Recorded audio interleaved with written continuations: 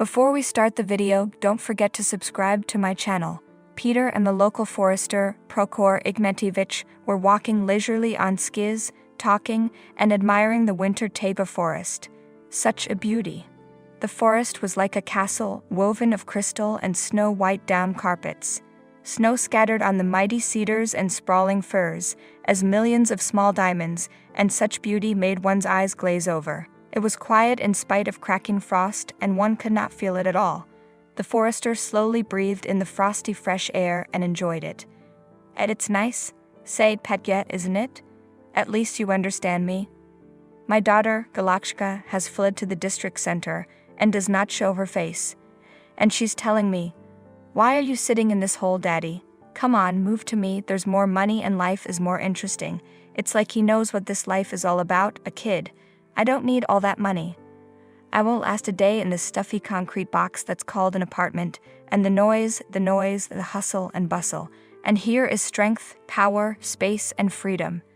And the old man spread his arms out to his sides and shouted, "Hige!"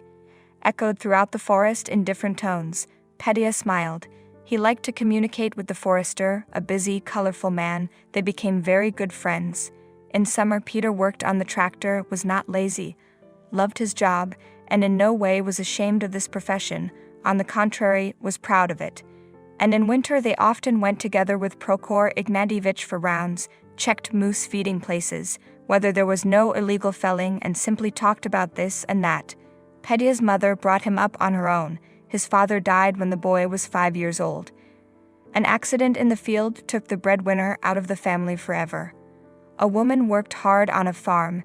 At home, the farm and vegetable garden. She was always tired, sad. Since childhood, the boy felt very sorry for his mother and actively helped her, trying to alleviate the difficult village life.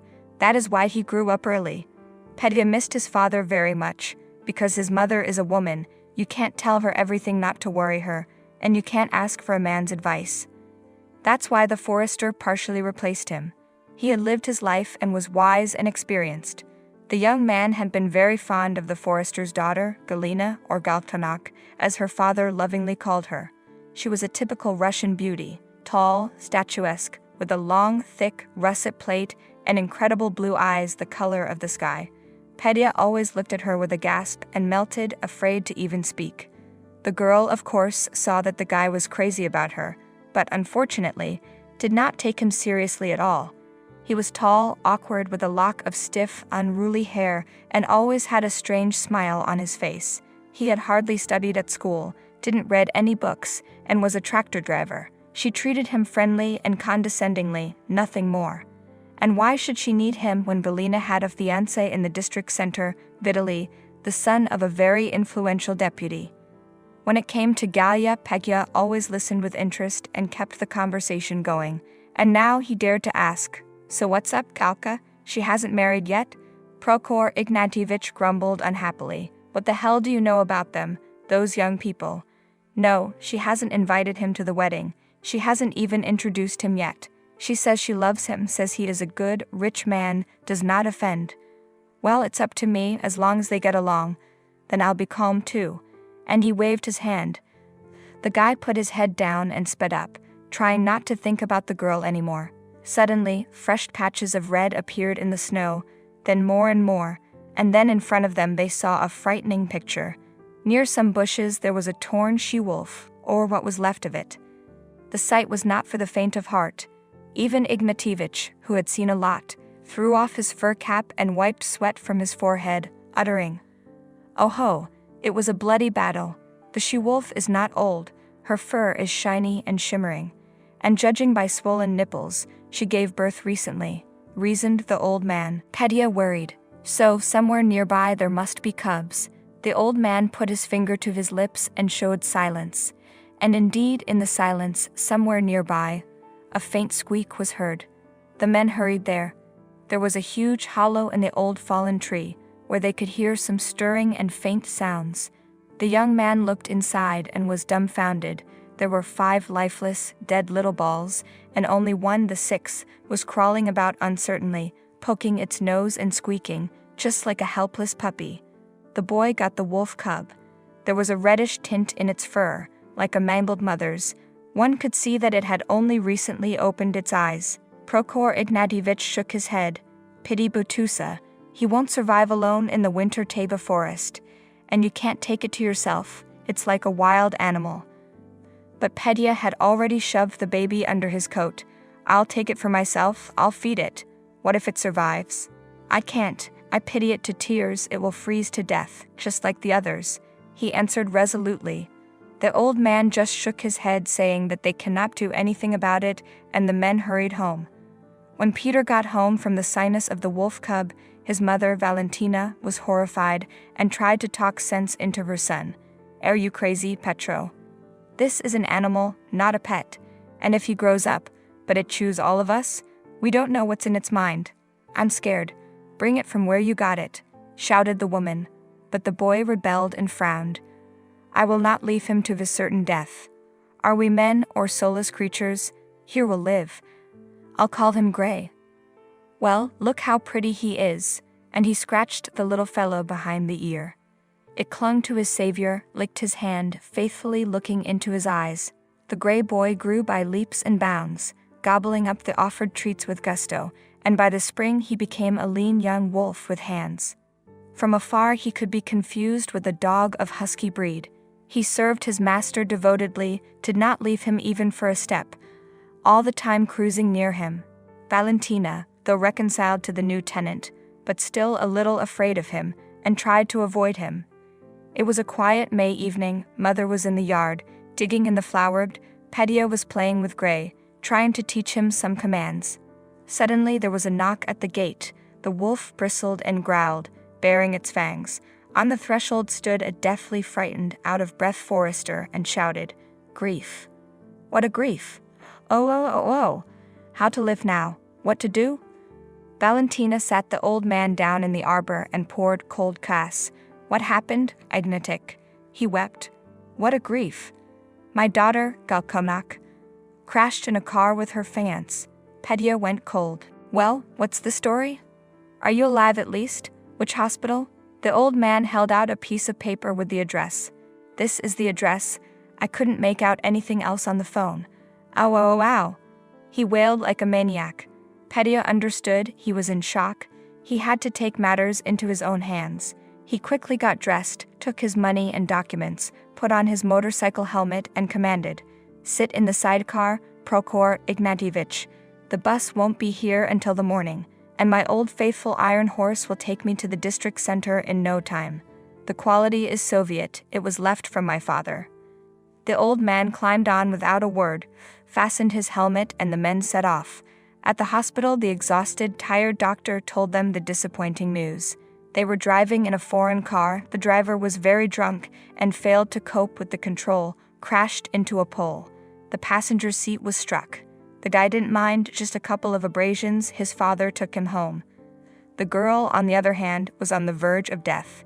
She has a lot of fractures, a head wound, a concussion, but the worst thing is that her spine is broken and she is paralyzed. If she is not operated on in a month, that's it. She will be confined to a wheelchair for life. The old man didn't understand. He was seething. So do the operation. Don't drag it out. What are you waiting for? He was perplexed. The doctor was taken aback. Are you out of your mind, Prokhor Ignatyevich? She must be taken to the capital. And this is only a helicopter. And here what? No equipment, no specialists, no conditions. Will only kill her. And such an operation costs a lot of money. When he voiced the amount, Pete felt sick. He realized that even if they sell this clunker and the old man's house, they will never collect that much. The men were allowed to look into the ICU room for a moment. What they saw shook them to the core. Galochka was lying in bandages, casts, and tubes. Unconscious, she looked pathetic and helpless. Peter's heart ached and a lump rose in his throat, and he whispered to himself, Galochka, hold on, I'll think of something, and wiped away a tear with his sleeve. The men came out of the hospital, sat down on the bench. The grief-stricken father crouched down, covered his head with his hands. What to do? I don't know what to do. Galochka will die, as if on high. Then it dawned on Petya. Listen, Prokhor Ignatyevich, maybe the groom can help. Isn't he rich? Where is he anyway? Why isn't he near? The old man brightened up. You, Petya, you're ahead. Indeed, come on, let's go to the bourgeois, I'll talk to him like a man. He must have a conscience or pity in him. He ruined a girl and he doesn't give a damn. At the hospital where Galia worked as a nurse, they found out her fiancé's address and went to the deputy's house. When they saw the disheveled, gaunt boy and the miserable old man on the doorstep, the polished deputy in the expensive suit squeamishly inquired, "Who are you, comrades, and what have you come for?" "I don't answer personal questions at home, you've had enough of banging doorbells." The old man couldn't stand it. "I'm Galia Budrova's father, she is your son Vitalik's fiancé. They had an accident yesterday, my daughter is dying, I need an urgent operation, help me. It was your son who was driving, they say he was drunk, too. You are rich, and for you it is not money," he shouted. The deputy called his son over and asked, "Vitalik, which bride? What Galia? Do you know who these people are?" He averted his eyes in a cowardly manner and mumbled, "She's not my fiancé, just an acquaintance. And these no, I do not know. And in general, there was no accident, I was at home yesterday." The scoundrel was twisting. The deputy smiled defiantly and stamped out in a steel voice with obvious mockery, "There you go, my lovelies. My son does not know who you are and there is nothing serious with your daughter.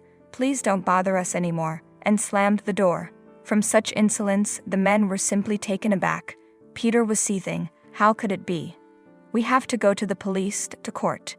This is unheard of." "Well, there must be something to do. We must look for witnesses." The old man just shrugs it off. "What's the use? I'm sure they've bought everything from the police.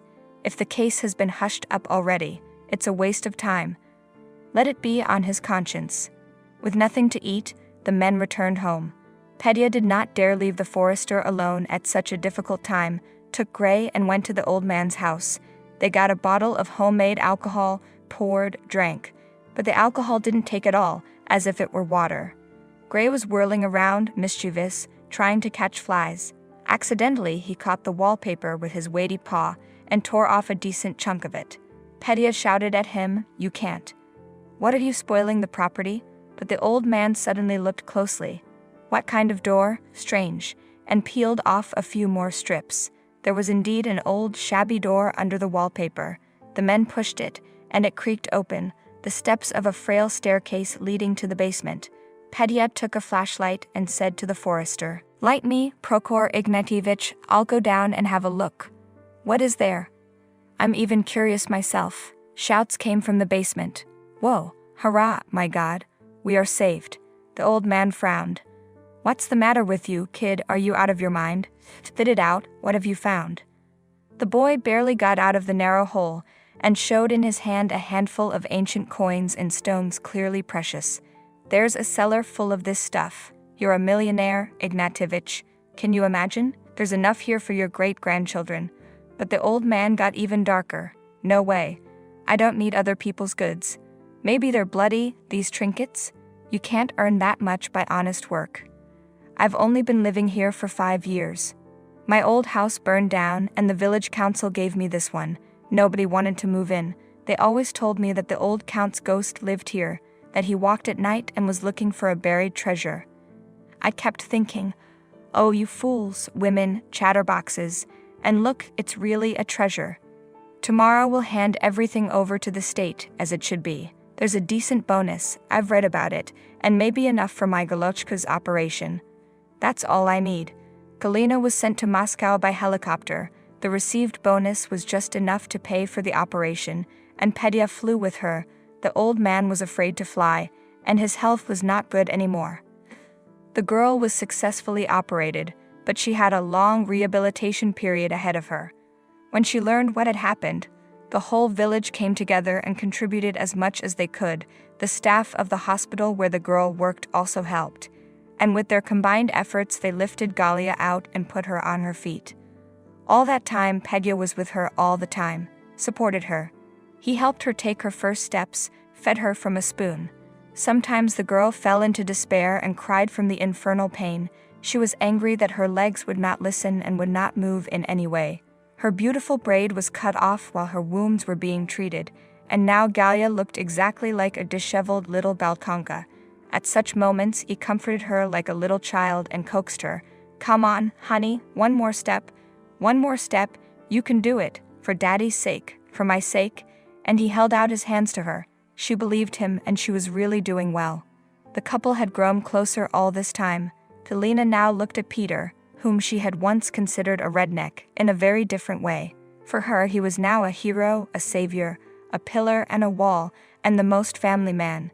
She was grateful to all the simple village people who, not even knowing her intimately, without a word collected the last kopeck and helped from the heart. Not that treacherous Vitalik, who pretended they did not know each other, but what gifts he gave, sang like a nightingale, swore his love. Galia confessed to Peter, "You know, I remember that night for the rest of my life. We were at a birthday party for some big shot. All the girls there were so glamorous and painted. All about resorts and upgrades, and I, like a black sheep among them, was, with his scythe to the waist. They openly laughed at me and whispered, saying, 'Where is Vitaly, such a peasant dug?'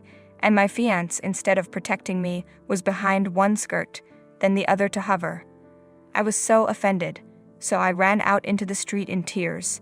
Vitalik chased me down and forced me into the car, screaming that I didn't know how to behave in polite company. I wanted to get out. He slammed the door and gave me full throttle. He was very drunk. I don't remember anything else." And she sobbed, mentally reliving all the horror of that day. The boy reassured her. "Well, it's all over now, calm down. The main thing is that you are back on your feet. Your fiancé is a fool. I wouldn't let a girl like that go anywhere. I would have loved her and kept her all my life." Her tears instantly dried up, and Galia smiled. "And now I do not need anyone but you, you know. So now you will be with me all your life." After they recovered, the couple decided to go back to live in the country and get married. They could no longer imagine life without each other. At home, they were welcomed as guests. Valentina laid a table in the gazebo, neighbors gathered, and Prokhor Ignatyevich was sitting at the head of the table. He raised his glass and turned to those present. "Galochka, my daughter, how happy I am that you have recovered, that you came home. Thank you very much, Peter, for your help, support, participation, for not leaving the old man in his hour of need, and a special thanks to your Grey. If it were not for him, my Galochka would not walk on the ground with his feet. And to all of you, kind people, for not being callous to help out." He bowed and drank, grunted and smoothed his thick beard. Petya and Galia sat together like two lovebirds, hugging each other and cooing about their own things. They were perfectly happy. Galia noticed how easy and free it is to breathe in her native village. There was no envy, no lies, no betrayal. She understood that the less money people have, the wider their souls. On the contrary, Vitalik, a major, did not appreciate what his father presented him on a silver platter, and that is why he grew up cowardly. As a personality, he did not represent anything of himself. Soon there was a wedding in the village council, and they sat there heartily, singing and dancing to the harmonica. Suddenly, in the midst of the festivities, Galia felt dizzy and sick, and began to float on the wall. The guests were frantic, and there was a commotion. Petya was terribly afraid for his bride, picked her up in his arms and carried her outside into the fresh air. He did not know how to help, so he clumsily ran around her and waved his handkerchief as hard as he could. Valentina ran up, deftly loosened the tight corset of her dress, gave her water, embraced her, and asked with a conspiratorial look, "Well, little bride, who do we have there, grandson or granddaughter?" Galia looked dumbfounded at her mother-in-law. "How do you know?" "I've never told anyone, not even Petya. I was afraid of jinxing it." The girl was astonished. The woman laughed. "What is there to know? I have lived my life." Immediately understood everything. Her face had rashes, her lips were blurred, and when she splurged on pickles and sauerkraut, everything became clear. "What a joy!" Petya asked again. "So I don't understand something. Galia, are you pregnant?" Both women burst into laughter, holding their bellies. His mother rubbed his forehead. "Oh man, I've been telling him for half an hour that he's going to be a father, and he stands there like a dunce. Give your wife a hug." Finally the guy gets it, and he rushes off to kiss and cuddle Galochka. Now his dreams had come true. There is the girl he has loved since childhood, and soon to be one more of his favorite blood to his family. A native home, a live, healthy mother, favorite business, a faithful wolf, and of course the wise Ignatyevich. What else do you need to be happy?